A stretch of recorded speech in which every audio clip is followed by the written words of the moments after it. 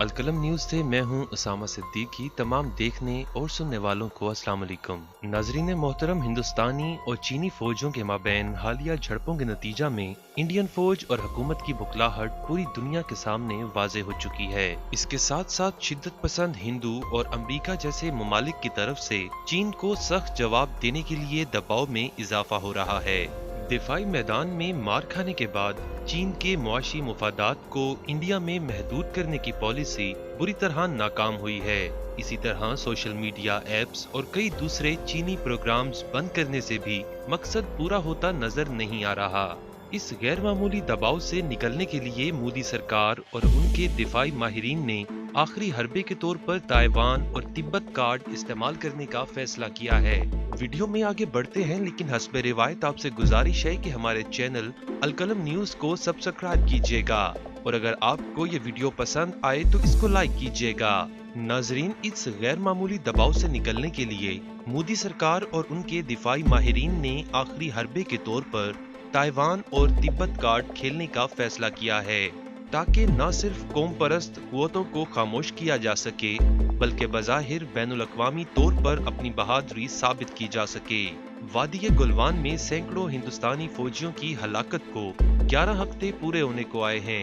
तेजी से पुरजोश आवाजें अब न्यू दिल्ली में जोर दे रही हैं कि वो चीन को रोकने के लिए बीजिंग की खुशनुमा चीन वन पॉलिसी की हिमायत पर नजरसानी करें और तिब्बत और ताइवान को सिफारती फायदा के तौर पर इस्तेमाल करें। अब तक हिंदुस्तान वन चीन पॉलिसी पर कारबंद रहा है ताकि दुनिया की दूसरी सबसे बड़ी मईशत और हिंदुस्तान की सबसे बड़ी तिजारती ताकत के साथ ताल्लुकात खराब न हों।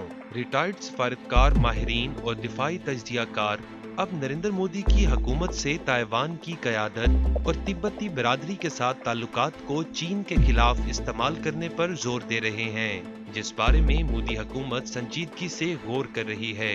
नाजरीन मोहतरम, हिंदुस्तान के लिए ताइवान और तिब्बत कार्ड खेलना कितना आसान है और कितना मुश्किल, तो अर्ज है कि चीन ने भी इसके लिए वन चीन पॉलिसी के जरिए पूरा इंतजाम कर रखा है। इस पॉलिसी की बदौलत नई दिल्ली और ताइवान के ताल्लुकात बड़े पैमाने पर रुकावट का शिकार हैं। आपको बताते चलें कि ताइवान के साथ हिंदुस्तान के सिफारती ताल्लुकात नहीं हैं। ताइवान की नेशनल यूनिवर्सिटी में हिंदुस्तान की मुसन्निफ और ताइवान की स्कॉलर सना हाशमी के मुताबिक हिंदुस्तान ताइवान से ताल्लुकात में बहुत मोहतात रहा है और ताल्लुकात की सियासी सलाहियत को तलाश करने में सुस्त रवि का शिकार है, क्योंकि ताइवान के साथ दोस्ती और ताउन का मतलब है चीन से दुश्मनी। ताहम अब इस मामला पर हुकूमती सोच बदल रही है।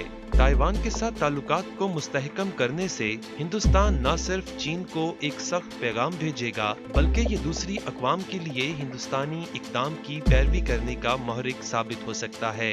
बीजिंग में ताइवान के साथ मजबूत ताल्लुकात की हिमायत करने वाले ममालिक के लिए जीरो टॉलरेंस है, क्योंकि वो इसे अपना अटूट अंग समझता है। अगर ताइवान और इंडिया ताल्लुकात मजबूत करने पर राजी हो जाते हैं तो बिलाशुबा चीन के लिए एक बड़ा धचका जरूर होगा, लेकिन मौजूदा हालात में ये इंतहाई मुश्किल काम है। इसी तरह अगर हिंदुस्तान और तिब्बत के ताल्लुकात का जायजा लें तो तिब्बती बाशिंदे भारत को दुनिया में अपना दूसरा घर समझते हैं, लेकिन चीन के साथ ताल्लुकात के तहफ़्फ़ुज़ के लिए हिंदुस्तान के अंदर तिब्बत की हिमायत को खामोश कर दिया गया है।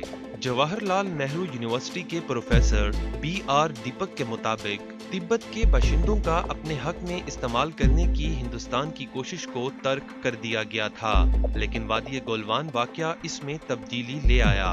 उन्होंने मजीद कहा कि हिंदुस्तान आज़ाद तिब्बत के ख्याल की हिमायत अब भी नहीं कर सकता, क्योंकि चीन एक बहुत मजबूत मुल्क बन चुका है, लेकिन दलाई लामा से कसरत से मुलाकातें कर सकते हैं या तिब्बती हुकूमत के जलावतनी के नुमाइंदों को भारतीय मीडिया में ज्यादा जगह दी जाएगी। नाजरीन, माहिरीन के मुताबिक हिंदुस्तानी वज़ीर-ए-आज़म नरेंद्र मोदी और दलाई लामा के माबैन जल्द एक मुलाकात बीजिंग के बारे में भारतीय इरादों को बहुत वाज़ेह कर देगी। ये एक ऐसे वक्त में होगा जब अमेरिका पहले ही चीन के आला ओहदेदारों पर तिब्बत में जारी वाक़यात की वजह से वीजा पाबंदी आयद कर चुका है। भारत के एक आला ओहदेदार ने बताया कि दहाइयों से हिंदुस्तान ने चीन पर मुआशी इन्हिसार की वजह से उसे नाराज न करने की पूरी कोशिश की है। ताहम हालिया वाक़यात के बाद इंडियन हुकूमत उस पर इंहसार को कम कर रही है। बीजिंग का कहना है कि तिब्बत चीन के लिए एक बुनियादी मसला है। हकीकत में तिब्बत बीजिंग के हिंदुस्तान, नेपाल और भूटान जैसे ममालिकों के साथ ताल्लुकात की बुनियादी इकाई है। चूंकि ये ममालिक तिब्बत से इल्हाक के बाद चीन के हमसाया ममालिक बन गए हैं, लिहाजा तिब्बत इन तमाम ममालिक और चीन के दरमियान एक पुल का किरदार अदा करता है, जिससे इसकी स्ट्रेटेजिक अहमियत में बहुत इजाफा हो जाता है। नाजरीन, तिब्बत हिंदुस्तान और चीन के माबैन एक तेज घाव बन चुका है। 1959 में हिंदुस्तान की दलाई लामा को पनाह देने के बाद इसमें तेजी आती चली गई। दलाई लामा को हिंदुस्तान में कयाम की शर्त के तौर पर सियासी बयानात देने की इजाजत नहीं है। चीन दलाई लामा की पोजीशन कमजोर करने के लिए वक्फे से बयानात जारी करता है। तिब्बत पर सिफारती खामोशी बरकरार रखना चीनियों को कभी भी राजी नहीं कर सका, बल्कि उसके बाद चीन पूर्वांचल प्रदेश को जनूबी तिब्बत का हिस्सा करार देता है और दलाई लामा पर अरुणाचल प्रदेश के सफर पर एतराज करता है।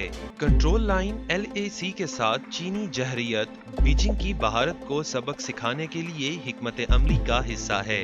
जवाबी कार्रवाई के लिए इंडिया ने 40,000 से ज्यादा फौजी, जंगी हेलीकॉप्टर्स, एयर डिफेंस सिस्टम, जंगी टैंक और लड़ाका तैयारे LAC के साथ पहली बार नस्ब किए हैं।